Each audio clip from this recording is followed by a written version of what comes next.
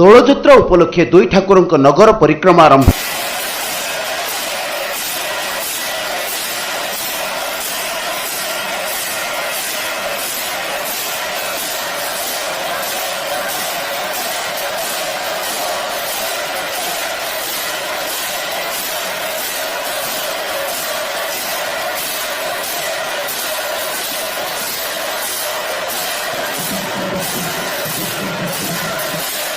गंजाम जिला कोदलार बहु पुरातन कालर पारंपरिक रीति पालन हो आसुवा दोल पर्व एवं पाखे आसी।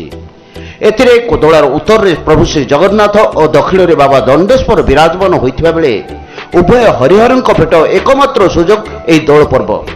एणु कोदला और आखपाख अंचलवासी निमंते यही पर्व ही वर्षक थरे खुशीर लहरी आनी थाए।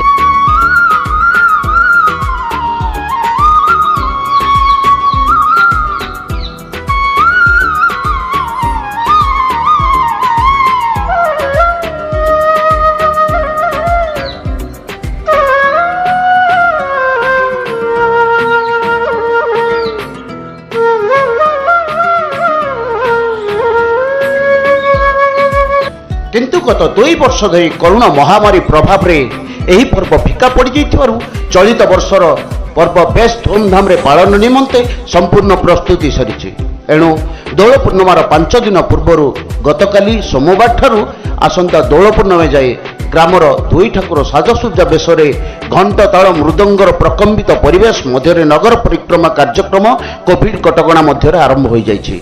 ता संगकु दुई ठाकुरंक यात्रा मंडप रे मुहामुही दुईटी बेस आकर्षणीय दुईटी आलोक साजसज्जार तोरण निर्माण सह प्रत्येक साही गलिकंदी मध्य अस्थायी आलोक खुंट निर्माण सह आगकु अनेक पारंपरिक कार्यक्रम आयोजन परे होली दिन संध्यारे उभय पक्षर दुईटी सांस्कृतिक कार्यक्रम व्यवस्था रही जना पड़ी।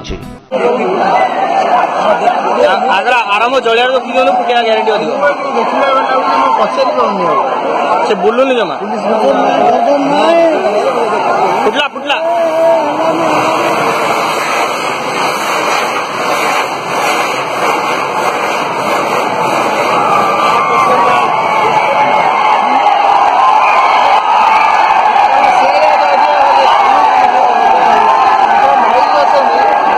Bureau report A1 news Odia.